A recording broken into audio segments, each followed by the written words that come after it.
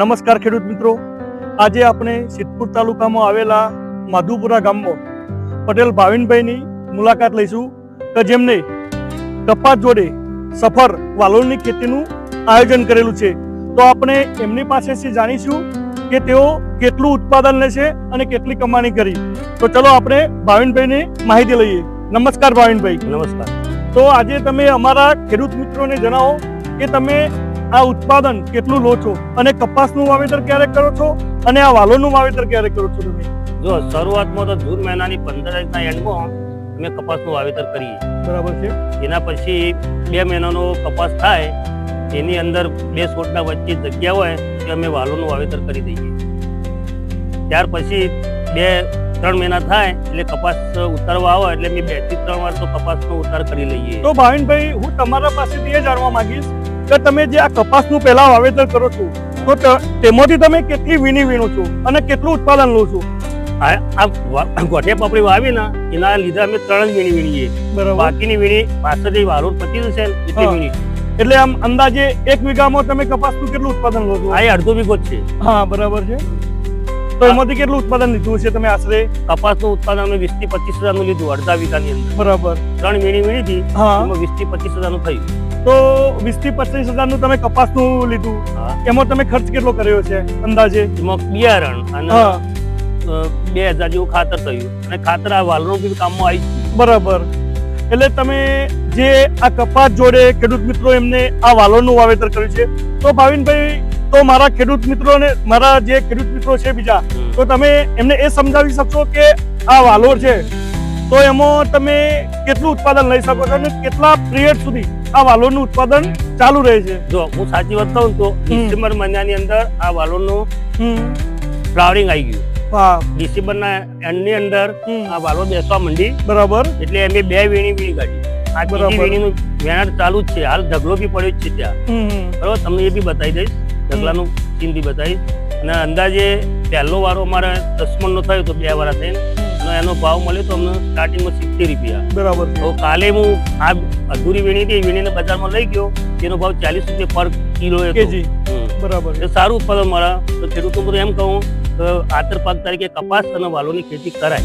તો ભાવિનભાઈ, અમારા ખેડૂત મિત્રોને તમે એ જણાવો કે તમે આ જે અડધા વીઘાનું વાવેતર કર્યું છે કપાસનું, તો એમાં તમે કેટલું બિયારણ આ વાલોરનું અને કઈ ક્વોલિટીનું બિયારણ તમે વાપરો છો? બિયારણ મારા પોતાનું જ છે. ઘરનું બિયારણ વાપરો છો તમે? Best quality. ભાઈ તમે કોઈ જગ્યાએ આ બિયારણ તમને મળે જ નહીં. બરાબર છે. તમારે જોઈતું હોય તો મારો કોન્ટેક્ટ નંબર અંદર છે. બરાબર. પૂછી અને ભાવ તાલ હું કહીશ. તમે ગમે ત્યારે મંગાવી શકો. કોઈ માહિતી જોઈતી હોય તો પણ આપીશ. તો ભાવિનભાઈ, તમે આ વાલોરની તમે જે અંદર ખેતી કરી છે કપાસમાં, બરોબર, તો તમે વાલોરનું વાવેતર કેવી રીતે કરી છે તે અમારા ખેડૂત મિત્રોને પહેલા તમે સમજાવો. 2 કપાસથી આપણે જ્યારે કપાસ તો આવી દઈએ ને, 4.5 ફૂટના અંદર અમે કપાસ વાવેતર કરેલું છે. પછી 2 મહિનાના કપાસ થયા એટલે અમે 2 છોડ વચ્ચે જે જગ્યા હોય એમાં વાલોર ચોપી દેતા હતા. અને વાલોર ચોપી અને વાલોર કમ્પ્લીટલી બહાર આવી ગયા. એના મોડી 3 મિનિટ વીણાઈ ગઈ. તમને આગળ કહ્યું એ તો બરોબર છે. પણ ભાવિનભાઈ, કેટલા ગ્રામ તમે અડધા વીઘામાં કેટલા ગ્રામ અંદાજે 250 ગ્રામ ચાલી રહે. 250 ગ્રામનું ચાલી રહે છે. 250 ગ્રામ બજારમાંથી બિયારણ અમે નથી લાવતા. અમારું પોતાનું બિયારણ છે કે જે તમે સારી સિંગો વીણી અને સારું બિયારણ એકઠું કરતા છો અને પછી એ જ બિયારણ તમે આમાં લગાવો છો. તમારું કેવું છે ને? ક્વોલિટી બિયારણ. ક્વોલિટી. હા. તમે બતાવજો. બરાબર. જોઈ લેજો.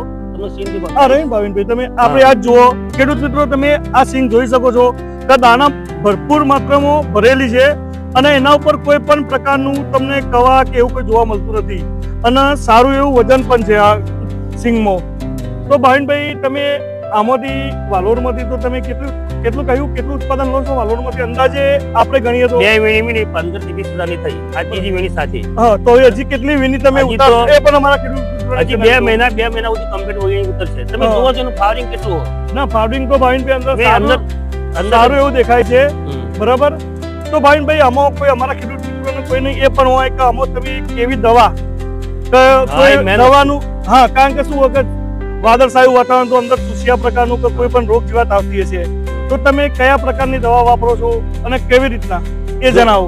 ખેડૂત મિત્રો ખાસ તો જણાવું કે તમારે 3 મહિના સુધી તો કોઈ પર્સનલી વાલોર માટે દવા નાખવાની આવતી નથી. બરાબર છે. કારણ કે મોલો મચ્છી અને ઈયળ એ સ્ટાર્ટિંગમાં કપાસમાં આવતી જ હોય ત્યારે આપણે મોલો મચ્છીની દવા નાખીએ અને ઈયળની દવા છંટકાવ કરી દઈએ. બરાબર છે. એટલે એ દવાની આપણે કઈ જરૂર પડતી તે વાલોની દવા બી છંટાઈ જ જાય. હા ત્યાર પછી આ કમ્પ્લીટલી ફ્લાવરિંગ આવે, હમ. આ વાલોના જે ફ્લાવરિંગ આવી ગયું આ બરાબર બધું દેખાય છે. બધું હા એ ફ્લાવરિંગ આવે અને શેગો બેસવા માંડે ને એટલે તમારે મોલો મચ્છી અને ઈયળનો સ્પ્રે કરી દેવાનો.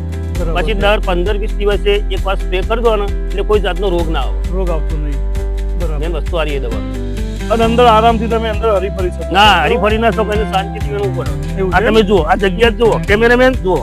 આ અંદર જો જવું ભાઈ હોય ને આપણા ખેડૂતોને બતાવો. અંદર જઈ શકાય ના, જવું હોય ને તો નીચે થઈને જવું પડે. સાચવીને અંદર જવું તો પડતું પછી આમ નીચે દબાઈને જવું પડે. આ રીતે અમારી વીણી ચાલુ જ હોય. બરાબર. સવારે જ વીણી આજે. એટલે હું મારા ખેડૂત મિત્રોને જણાવીશ કે તમે એકવાર અંદર હરતા ફરતા હો એટલે ઓટોમેટિક રસ્તો એનો થઈ થઈ જાય. પછી આ દબાઈને આ વેલો પીનું કડક આવે જો આમ દબાવો ને તો પછી તો તૂટે નહીં. તૂટતો નથી. હા તૂટે નહીં.